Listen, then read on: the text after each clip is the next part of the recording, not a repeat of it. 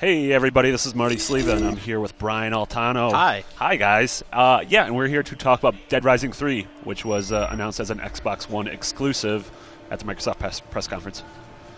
So it opens up. This is Los Paradisos. What is that in Spanish? That is the paradise. The Paradise. Obviously an analog for LA. Yep. The first thing you notice is that the game does take a decidedly darker tone, seemingly, than Dead Rising 1. Yeah, it seems like they're ditching a lot of the sort of goofiness that the first two Dead Risings had, especially the first one. Yeah, I mean, I can't imagine this character wearing a Servbot hat and having a Mega Man blaster and running on zombies' heads. You see this character is a mechanic. It says auto mechanic on his shirt, and his shirt says Nick twice. That's a cool auto body to work at, too, because it's like very Sons of Anarchy. Yeah, absolutely. Yeah, his name's Nick, and obviously he's a mechanic, so he has a big wrench. Yep. So this continues the series tradition of having new main characters. Frank was the main character of 1, and then a dude named Chuck was the main character of 2. Yeah, as you can see, this is much grittier, much more realistic than we've ever seen from Dead Rising before. No, absolutely. I mean, the first one was all about just running around in a mall and just doing wacky things and getting foam baths, and this is destructible environments and stuff. So this is completely open world. Yeah, yeah. Which I guess you could say the last two were, but in a more contained sort of environment. Yeah, yeah. And it seems like they've certainly gotten rid of the kind of doomsday clock that always presided over the first one. Yeah. Which made the game stressful as hell. Yeah. Yeah, I mean, Microsoft, Capcom said that the game is fully open world and there are no load times, which seems pretty crazy. Yeah, and as you can see, with the power of a next-gen console, there's going to probably be thousands of zombies. There are a lot of zombies. There's all of the zombies, actually. Yeah, so I'm really digging this sort of travel anywhere, break through walls, break through ceilings, and jump in anywhere. Yeah, for sure. Going on here. You're about to see what he's doing now is he finds a flashlight and a pistol, and he just combines them. So the game is going to have a huge emphasis on just like collecting a bunch of crazy crap and putting them together. So that looks rad. Yeah, the game this is dark. Like there's moments in the demo that are like actually kind of spooky, which I never really got from the first Dead Rising. Yeah, and it almost like the color palette seems like a realistic version of what Telltale did in The Walking Dead. Yep, and this sort of third-person over-the-shoulder camera that cuts to very Resident Evil-ish. Yeah. Sure. This looks more, and Capcom makes both, but this looks more Resident Evil than Dead Rising. Yeah. Oh, definitely that color palette. It looks like Resident Evil 5. Yeah. Yeah, this is a spot where you finally get to see the just immense amount of zombies on screen. And Uncle Billy's Buffet. I love that place. Yeah, that's amazing. I once vomited in their bathroom. That's what started the zombie outbreak, isn't it? So you can see there he's using a flare. The game's, I mean, there's so many zombies in the game that you're not going to be able to kill them all. So you have I to like use that if you notice, somebody wrote "Help Us" or whatever on the roof of that car in blood. Yeah, that was so cool. when a helicopter flies over all of this disaster, they can know that something's wrong.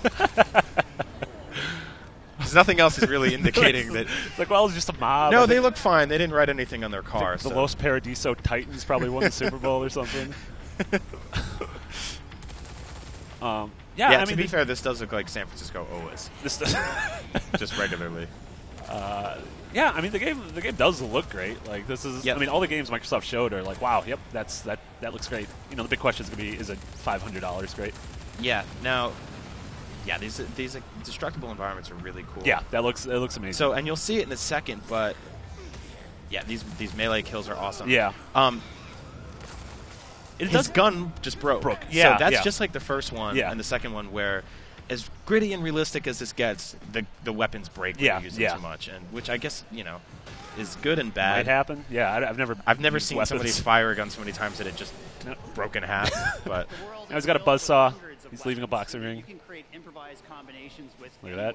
Improvised combinations. So he's combining a sledgehammer with a chainsaw. And I don't know if you noticed, that was a kind of a Zombie U type of thing right there, where you're ducking down, you're exposed, and you're digging through your bag to craft stuff, but it's all happening real time. Yeah, that's a great point. So this is my favorite kill of the day right here. Like that is just that is amazing. So unnecessarily awesome.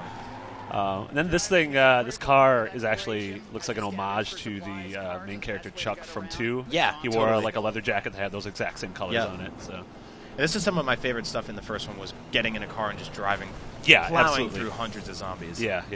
So yeah, this world is huge, and we haven't seen a screen tear or loading or it's anything amazing. like that. Yeah, it almost like the huge mobs of zombies almost remind me of was it Rockstar who made State of Emergency? Remember that game? Yeah, totally. And it kind of just looks like that, except with without rioters and with flesh-eating ghouls. Yeah, and I'm loving the color palette in this game too. Yeah. It's like very dystopian, very post-apocalyptic. You saw that there is still like, I don't know, tongue-in-cheek, silly elements. Like when he went over the ramp, the zombie was still hanging on with one arm. Like it does have that shades of like Looney Tunes, which is the first one. I think there's probably room for this game to be a little campy. Things will kind of if you get the Mega Man Buster or whatever, it'll stick out like a sore thumb. But. You know, I'm definitely just hoping that the game doesn't take itself too seriously. I mean, I feel like that's a lot of games' downfall nowadays. Yeah, because I mean, honestly, the whole zombie thing is ridiculous. It's cartoonish and absurd. So I think they should embellish that a little bit. But so it seems really weird that they're talking about the smart glass integration right now, so you're supposed to just like put down your controller and pick up your Windows Surface. Yeah, and no one's ever done that. No, I don't think it's. And this is crazy. You can call in airstrikes in this game. Yeah, that is insane. This is all the graphics right now. Yeah, that's every graphic. Yeah, there's no graphic. Yeah, that was all of them. So yeah, that was Dead Rising 3. I'm excited. Yeah, I'm excited too. So yeah, for more on Dead Rising, make sure to keep it locked on IGN. See ya.